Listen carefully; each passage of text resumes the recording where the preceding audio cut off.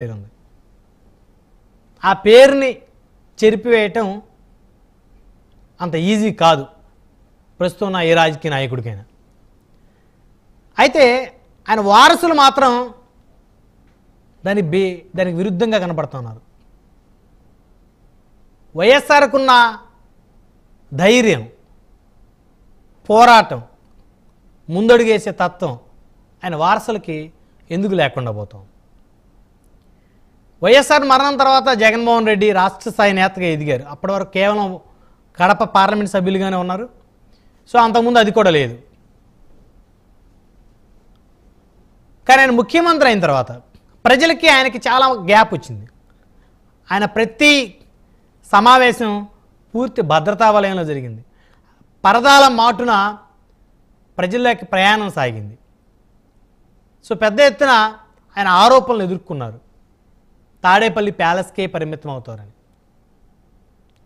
ఈరోజు 11 స్థానాలతోటి ప్రతిపక్ష హోదాను కోల్పోయిన పరిస్థితి. ఆనాడు ముఖ్యమంత్రిగా ఉన్నప్పుడు ప్రజల్లోకి రాలేదు. ఈరోజు శాసనసభ్యుడిగా ఉండగా అసెంబ్లీకి రావటం లేదు. సో పదే పదే ఈ ప్రస్తావన తీసుకొస్తుంది ఎవరో కాదు, స్వయాన ఆయన చెల్లెలు షర్మిల. జగన్మోహన్ రెడ్డి ధైర్యవంతుడు కాదు, పిరికివాడు. ప్రతిపక్ష హోదా ఉంటేనే అసెంబ్లీకి వస్తాడా? ప్రతిపక్ష హోదా లేకపోతే అసెంబ్లీకి రాడా? రాకూడదా? ప్రజలు శాసనసభ్యుడిగా గెలిపించారు కదా పులివెందుల ప్రజలు, మాజీ ముఖ్యమంత్రి. ఎందుకు రాడు అసెంబ్లీకి? అంటే అసెంబ్లీకి రావటానికి జగన్మోహన్ రెడ్డి భయపడతా ఉన్నాడు అంటే షర్మిల మాట్లాడుతుంది. అయితే వైకాపా శ్రేణులు దానికి తగ్గట్టుగానే ధీటుగానే షర్మిలను కౌంటర్ ఇస్తూ ఉన్నాయి. తెలంగాణలో వైఎస్ఆర్ టీపీ పార్టీ పెట్టి మరి అక్కడ ఏం చేయలేక అక్కడ ప్రజల్ని ముంచేసి ఆంధ్ర వచ్చి మరి అటు కూటమి నేతలకు మద్దతుగా ఉంటూ జగన్మోహన్ రెడ్డి మీద సొంత సోదరుడి మీదే ఫైర్ అవుతూ ఉన్నావు అని చెప్పేసి వైఎస్ఆర్సీపీ నేతలు మాట్లాడుతూ ఉన్నారు. సో ఇక్కడ ఎవరు ధైర్యవంతులు, ఎవరు పిరికి వాళ్ళు అన్నది ఒక అంశం. అయితే జనసేన పార్టీ అధినేత పవన్ కళ్యాణ్ గారి సోదరుడు నాగబాబు గారు ఈరోజు సోషల్ మీడియా వేదికగా ఒక పోస్ట్ చేశారు. సో అది ఇప్పుడు పెద్ద ఎత్తున చర్చానీయాంశంగా మారింది. సార్ ఆయన ఏం చేశారు ఒకసారి చదువుతాను. 2019కు ముందు అప్పుడు ఎమ్మెల్యేగా ఉండి తదనంతరం ఆంధ్రప్రదేశ్ రాష్ట్రానికి ముఖ్యమంత్రిగా మారి ప్రస్తుతం పులివెందుల ఎమ్మెల్యేగా మిగిలినటువంటి జగన్మోహన్ రెడ్డి గారికి కూటమి ప్రభుత్వం న్యాయం చేయాలి. ఎందుకంటే 2016లో సీను అనే వ్యక్తి ఆయన మీద కోడి కత్తితో దాడి చేశాడు. 5 ఏళ్ళైనా కూడా ఆ కేసు ఇంకా కొలిక్కి రాలేదు. అప్పుడంటే జగన్మోహన్ రెడ్డి గారికి ఉన్న బిజీ షెడ్యూల్ వల్ల ఆయన కుదరలేదు. ఇప్పుడు ఆయన ఖాళీగానే ఉన్నారు కాబట్టి కూటమి ప్రభుత్వం ఆయనకి న్యాయం చేయాల్సిన అవసరం అత్యవసరంగా ఉంది. కాబట్టి అతని మీద హత్యాయత్నం చేసిన నేరస్తుడికి సరైన శిక్ష విధించాలి కదా.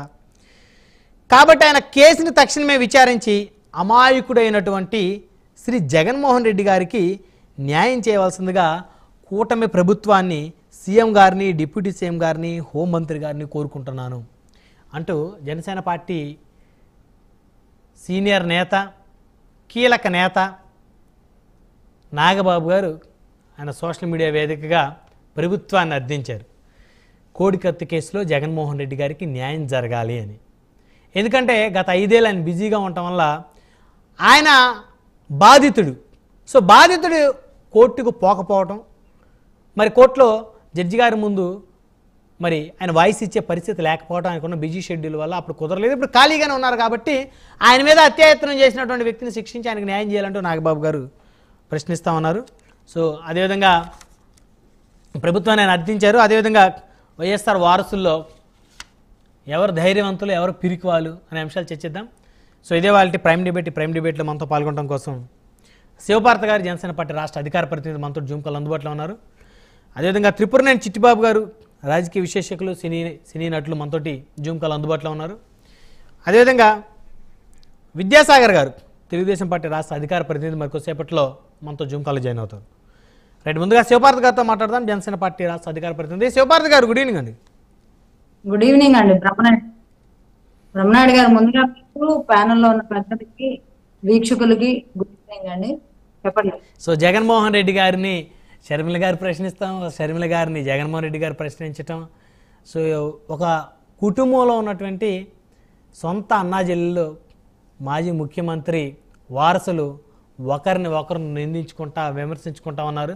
సో ఒక పార్టీకి అధ్యక్షురాలుగా, ఓ జాతీయ పార్టీకి రాష్ట్రంలో అధ్యక్షురాలుగా ఉన్న షర్మిల గారు జగన్మోహన్ రెడ్డి గారు నువ్వు అసెంబ్లీకి ఎందుకు వెళ్ళవు, అసెంబ్లీకి వెళ్ళడానికి భయపడతా ఉన్నాడు, ప్రతిపక్ష హోదా ఇస్తేనే అసెంబ్లీకి వెళ్ళాలా, ప్రతిపక్ష హోదా ఇవ్వకపోతే, ఆ పాత్ర ఇవ్వకపోతే అసెంబ్లీకి వెళ్ళరా అంటూ ప్రశ్నిస్తూ ఉన్నారు. అదేవిధంగా మీ పార్టీ సీనియర్ నేత నాగబాబు గారు ఇప్పుడు మళ్ళీ కోడికత్తి అంశాన్ని ఏదైతే అంటే సీను అనే వ్యక్తి కోడికత్తుతారో జగన్మోహన్ రెడ్డి గారిని ఆయన ప్రతిపక్ష నేతగా ఉన్నప్పుడు వైజాగ్ ఎయిర్పోర్ట్లో ఆయన మీద జరిగిన దాడికి సంబంధించి ఇప్పుడు ఆయనకి న్యాయం చేయాలి, అప్పట్లో ఆయన కాస్త బిజీగా ఉన్నారు కాబట్టి ఆయనకు న్యాయం జరగలేదు, ఇప్పుడు ఖాళీగానే ఉన్నాడు కాబట్టి, ఇప్పుడు ఎమ్మెల్యేగా ఉన్నారు కాబట్టి ఆయనకు న్యాయం చేయాలంటూ ముఖ్యమంత్రి ఉప ముఖ్యమంత్రిని హోంమంత్రి గారిని నాగబాబు గారు వారిని మెన్షన్ చేస్తూ చేసిన పోస్ట్ దుమారం రేపుతూ ఉంది.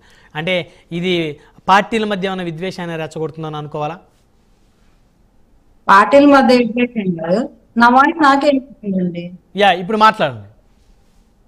ఆ పార్టీల మధ్య విషయం అనే కాదు, ఇక్కడ ఏమైపోతుందంటే నిజమే కదా, కోడికత్తి కేసు 5 సంవత్సరాల నుంచి న్యాయం జరగల. జగన్మోహన్ రెడ్డి గారు పాపం చాలా బిజీగా ఉన్నారు. అంటే ఆయన ముఖ్యమంత్రిగా నేను కోర్టుకు రాలేనని చెప్పి కోర్టుకి ఏదో చెప్పుకున్నారు. ఇప్పుడు ఇంకా ముఖ్యమంత్రి లేడు, కనీసం ప్రతిపక్ష హోదా కూడా లేదు. సో ఇప్పుడు ఖాళీయే కదా, మరి అతనికి నిజంగా కోడికత్తితో దాడి చేసి అతని ప్రాణాలు తీయాలనుకున్న పెద్ద మనుషుల్ని ఎవరినైనా సరే మరి చర్యలు తీసుకోవాల్సిన అవసరం ఉందిగా. ఎన్ని రోజులు అలా కేసుని అట్లా పెడతారు? అట్లా ఆయన ఏదైతే మరి అది డ్రామా అని అంటున్నారు, నిజంగా డ్రామానా లేకపోతే నిజంగానే ఆయన మీద దాడి జరిగిందా, లేకపోతే ఈయనే దాడి చేయించుకున్నారా, నిజంగానే దాడి చేశారా, దాడి చేస్తే ఎవరు దాడి చేశారు, ఎందుకు దాడి చేశారు, అవన్నీ ప్రజలకు తెలియాల్సిన అవసరం ఉంది కదా. 5 ఏళ్ళు అయిపోయింది. ఇప్పుడు 5 ఏళ్ళు ఆ డ్రామా తోటి పద్దాకులు డ్రామాలు ఆడుతూ ప్రతి రాజకీయ నాయకుడు ఎన్నికలప్పుడు ఇదే విధానం కొనసాగడం కూడా మంచిది కాదు కదా. ఏదో ఒక దానికి ఒక పరిష్కారం ఉండాలి. ఒకవేళ అది డ్రామా అయితే నిర్దాక్షిణ్యంగా ఒక యువకుడు, ఒక ఎస్సీ యువకుడిని దారుణంగా జైల్లో పెట్టి అతని భవిష్యత్తుని సర్వనాశనం చేస్తున్న పరిస్థితి. సో అది ఒకవేళ అది నిజమైతే ఎవరు చేశారు, అతనే చేశారా లేకపోతే ఇంకెవరన్నా ఉన్నారు దాని వెనక పాత్రదారులు ఎవరు, సూత్రధారులు ఎవరు, వీళ్ళందరినీ తీసుకొచ్చి లోపలేసి ఇలాంటి పథక రచనలు ఆగుతాయి, ఇలాంటి పొలిటికల్ డ్రామాలు ఆగిపోతాయి. సో దేనికైనా నాగబాబు గారు సూచించినట్టు పాపం జగన్మోహన్ రెడ్డి గారు కూడా ఒక ఇప్పుడు ఏంటో న్యాయం కోసం అర్జించే వాళ్ళలో ఈయన కూడా ఒకలాగా ఉన్నాడు. ఎందుకంటే ఆయన గవర్నమెంట్ లో ఆయన మీద ఆయన ఏం చేసుకోలేడు కాబట్టి, ఎటు గవర్నమెంట్ మారింది, ఆయనకైనా మారిన గవర్నమెంట్ ఆయన మంచి చేయాలని కోరుకోవడంలో తప్పే ఉంది. జగన్మోహన్ రెడ్డి గారు కూడా 5 కోట్ల ప్రజల్లో ఒకళ్ళు, పులివెందుల ఎమ్మెల్యే గారు. సో ఒక ఎమ్మెల్యే గారి మీద జరిగిన మరి దాడి గురించి తీవ్రంగా మరి ప్రతిపక్షంలో ఉన్న అంటే మొన్నటిదాకా ఏలిన పార్టీ, సో ఆయన మీద పెద్ద మనసు చూపించడం నాగబాబు గారి పెద్ద మనసుకి నిదర్శనం అది. అంటే మాకు ఇక్కడ శత్రువులు ఎవరు ఉండరు, జగన్మోహన్ రెడ్డి గారి మీద మేమేదో విరుచుకు పడుతున్నాము, కావాలని అంటున్నాము, లేకపోతే ఆయన్ని టార్గెట్ చేస్తున్నాం అనుకునే వాళ్ళు అంటే ఉదార స్వభావం కూడా గుర్తించాలి. ఆయన గురించి, ఆయన మంచి గురించి కూడా మేము ఆలోచిస్తున్నాం. అంటే ఆయన ప్రభుత్వంలో ఉన్నప్పుడు వాళ్ళ బాబాయ్ గారి కేసు న్యాయం జరగలేదు, ఆయన ముఖ్యమంత్రిగా 5 ఏళ్ళు ఉన్నప్పుడు ఆయన మీద దాడి చేసినటువంటి కేసు ఒక కొలిక్కి రాలేదు. అంటే అఫ్ కోర్స్ కోర్టులో ఉన్నాయి, న్యాయస్థానాల్లో ఉన్నాయి, మాట్లాడకూడదు అంటారు, రకరకాల ఆంక్షలు ఉంటాయి. అయినప్పటికీ కూడా ప్రజాక్షేత్రంలో ఏదైనా మాట్లాడవచ్చు, దాన్ని ఎవరు కూడా అబ్జెక్ట్ చేసేటువంటి పరిస్థితి ఉండదు. అదే ఆయన కేసుల మీద ఆయన గట్టిగా ఒత్తిడి తీసుకొచ్చి న్యాయం చేసుకోలేకపోయాడేమో. ఇప్పుడు కూటమి ప్రభుత్వానికి ఆ బాధ్యత ఉంది కాబట్టి, సో మాకు బాధ్యత వచ్చింది కాబట్టి మీకు న్యాయం చేసి పెడతాం, నీకు చాలా అన్యాయం జరిగింది ఆ విషయంలో, సో ఎవరు దాడి చేశారో, ఎవరు బాబాయిని గొడ్డలతో లేపేశారో ఇవన్నీ త్వరలోనే విచారణ చేపిద్దాం, ఎందుకంటే అనవసరంగా నిందలు పాలవద్దు నువ్వు అన్నట్టుగానే నాగబాబు గారు పెద్ద మనసు చూపించుకున్నారు. సో అంటే ఇప్పుడు ప్రతిపక్ష నాయకులు అంటే కక్ష సాధింపు ధోరణులు ఏమి ఉండవు ఇక్కడ. సో వాళ్ళకి న్యాయం చేయడమే మీ లక్ష్యం అయితే? ఏంటండి, వారికి న్యాయం చేయడమే మీ లక్ష్యం?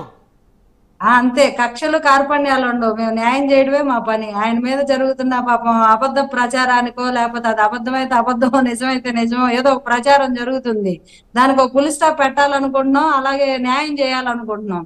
ఇప్పుడు అన్యాయంగా జైల్లో పెట్టారని ఎస్సీ కుర్రోడ్ మీద ఇది అంటున్నారు కదా, నిజంగా దాడి జరిగిందా లేదా అనేది తెలిస్తే అయిపోద్ది కదా. అది కూడా బాబాయ్ గొడ్డల కేసుకి పాత్రధారు ఎవరో సూత్రధారు ఎవరో కూడా తెలిస్తే అయిపోద్ది. సో ఇంకా ప్రజలకు ఒక క్లారిటీ వస్తుంది, ఇంకా దాని గురించి డిస్కషన్ ఉండదు, ఇంకేమీ లేనట్టు, రాష్ట్రంలో ఏ సమస్య లేనట్టు ఏదైనా అక్కడికే వెళ్ళి ఆగుతున్నారు కాబట్టి దానికి ఒక పరిష్కార మార్గం చూడాలనుకోవడం తప్పే ఉంది. నాగబాబు గారు చాలా ముందు చూపుతో ఆలోచించారని నేను అనుకుంటాను. అలాగే షర్మిల గారు వ్యాఖ్యలు అంటే ఖచ్చితంగా అన్నైనా చెల్లైనా రాజకీయాల్లో ఉన్నప్పుడు ఆమె ఒక పార్టీకి ప్రెసిడెంట్ గా ఉంది. ఆవిడ అసెంబ్లీకి వెళ్లాల్సిన బాధ్యత ఉంది. ప్రజలు నిన్ను నమ్మి గెలిపించినప్పుడు అసెంబ్లీ డొమ్మా కొట్టడం, స్కూల్ కు డొమ్మా కొట్టేలాగా అసెంబ్లీ డొమ్మా కొట్టడం కరెక్ట్ కాదు. స్కూల్ కు డొమ్మా కొట్టడం అంటే అది వ్యక్తిగతం. అసెంబ్లీ డొమ్మా కొట్టడం ప్రజల తరపున వాయిస్ వినిపించాలి, నేను గట్టిగా పోరాడుతా, అది చేస్తా ఇది చేస్తా అని చెప్పి అసెంబ్లీకే పోకపోతే ఎట్లాగా? శాలరీ కట్ చేయాలి శివభారతి గారు, అసెంబ్లీకి వెళ్ళని ఎమ్మెల్యేల శాలరీ కట్ చేయాలి. ఇది ఇలాంటి పథకాలు ఇప్పుడు శివభారతి గారు బయోమెట్రిక్ అంటే ఏ ఎమ్మెల్యే అయినా, మీ జనసేన ఎమ్మెల్యే లేకపోయినా, టీడీపీ ఎమ్మెల్యే లేకపోయినా, వైసీపీ ఎమ్మెల్యే లేకపోయినా, ఇప్పుడు ప్రభుత్వ ఉద్యోగులకు బయోమెట్రిక్ తీసుకొచ్చినటువంటి ప్రభుత్వ వ్యవస్థ మరి అసెంబ్లీకి వెళ్ళేటువంటి ఎమ్మెల్యేల విషయంలో కూడా బయోమెట్రిక్ విధానాన్ని పెట్టి వారి అసెంబ్లీ కనుక వెళ్ళకపోతే ఆ సెషన్ సంబంధించి ఎంత శాలరీ కట్ చేయాలనేది వారికి నిర్ణయించి ఆ శాలరీని కట్ చేయాలి. ఎందుకంటే ప్రజల డబ్బే కదా, వాళ్ళు కూడా జీతంగా తీసుకుంటుంది. మరి అదే అసలు ప్రజా సమస్యల కోసం వెళ్ళి మాట్లాడాల్సిన వాళ్ళు అక్కడ మాట్లాడకుండా మా మీద బురద జల్లుతున్నారు. లేకపోతే చంద్రబాబు నాయుడు గారికి చిన్నప్పుడు కొట్టాడు పెద్దిరెడ్డి, అందుకనే కక్ష పట్టి మా పెద్దిరెడ్డి మీద యాక్షన్లు తీసుకుంటున్నారు. ఇలాంటి మాటలు కాకుండా ఆయన చేసిన దాని మీద వరుసగా ఒకదానికొకటి శ్వేతపత్రాలు రిలీజ్ చేస్తున్నారు కదా ఆయన హయాంలో జరిగిన పాలన గురించి. సో 9,70,000 కోట్ల రూపాయల అప్పులు శ్వేతపత్రం రిలీజ్ చేసినప్పుడు మరి చేసిన వ్యక్తి నువ్వు ఉండాలి కదా అక్కడ. అవును, జరిగితే అవును ఉంటే ఉందనో లేకపోతే లేదనో. ఇప్పుడు షర్మిల గారు ఏమంటున్నారు, వైఎస్ఆర్ కాంగ్రెస్ పార్టీలో వైఎస్ఆర్ లేడు, వైఎస్ఆర్ తీసాడు, ఓన్లీ కాంగ్రెస్ పార్టీ ఉంది అక్కడ. వై అంటే వైవి సుబ్బారెడ్డి గారు, ఎస్ అంటే సజ్జల రామకృష్ణారెడ్డి గారు, సో అట్లనే ఆర్ అంటే ఇంకొక రెడ్డి గారు ఏదో చెప్పారు. మొత్తానికి వైఎస్ఆర్ అంటే ఆ ముగ్గురే ఉన్నారు, కానీ వైఎస్ఆర్ అసలైన వైఎస్ఆర్ లేడు ఆ పార్టీలో అన్నారు. అది ఆవిడ వ్యక్తిగతంగా నిజమే కదా. ఇప్పుడు ఆ పార్టీలో జగన్మోహన్ రెడ్డి గారి ప్రాధాన్యత ఏముంటది? ఆయన ఏదో వెనక్కి కూర్చొని కనీసం ప్రెస్ మీట్ కూడా అటెండ్ అవ్వాలి 5 ఏళ్లలో. ఇప్పుడు కూడా ఏదో ప్రెస్ కి పిలిచిన వాళ్ళలో ఏబిఎన్ పిలవడు, ఈటీవీని పిలవడు, ఏంటి వాళ్ళకి అనుకూల ఛానల్స్ ఎన్టీవీ, TV9, సాక్షి పెట్టుకొని ఏదో ప్రెస్ మీట్ పెట్టాడు. ఏదో ఆ ప్రెస్ మీట్ లోనైనా కనీసం అప్పుల గురించి ఏమన్నా మాట్లాడతాడేమో. 9,70,000 కోట్లు శ్వేతపత్రం రిలీజ్ అయింది. మద్యం మీద మరి ఇంత అవకతవకలు జరిగాయని శ్వేతపత్రం రిలీజ్ అయిందండి. పోలవరం మీద రిలీజ్ అయింది, అమరావతి మీద. దీని మీద మీ స్పందన ఏంటని అడుగుతారేమో. వాళ్ళు అడుగుతారు, రిపోర్టర్లు ఈయన చెప్పలా. కూర్చొని చెప్పేదంటే శాంతి భద్రత, శాంతి భద్రత, ఇంకా వేరే విషయాలు ఏం మాట్లాడట్లేదు. అంటే ఇక్కడ కూర్చొని ఆయన శాంతి గురించే రాష్ట్రం అంతా మాట్లాడుకుంటున్న విషయం అందరికి తెలుసు. మళ్ళీ ఈయన శాంతి భద్రత చూసుకోవాల్సిన బాధ్యత కూటమి తీసుకుంటది. భద్రత తీసుకునే విషయం వీళ్ళు ఎవరైతే వి వాంట్ జస్టిస్ అని ఢిల్లీలో ధర్నా చేశారో అక్కడ మీరు చెప్తున్నటువంటి ఆ పర్సన్ సంబంధించినటువంటి హస్బెండ్ ఎవరైతే ఉన్నారో ఆయన కూడా ధర్నా చేసిన పరిస్థితి ఉంది. నాకు న్యాయం మీరు అశాంతి అనుకున్నారా? రైట్, మళ్ళీ వస్తాను మీ దగ్గరికి. భద్రతల గురించి మాట్లాడారు శివభారతి గారు, మళ్ళీ వస్తాను మీ దగ్గరికి. రైట్, మనతో విద్యాసాగర్ గారు కూడా జాయిన్ అయ్యారు, తెలుగుదేశం పార్టీ అధికార ప్రతినిధి. రైట్, చిట్టిబాబు గారితో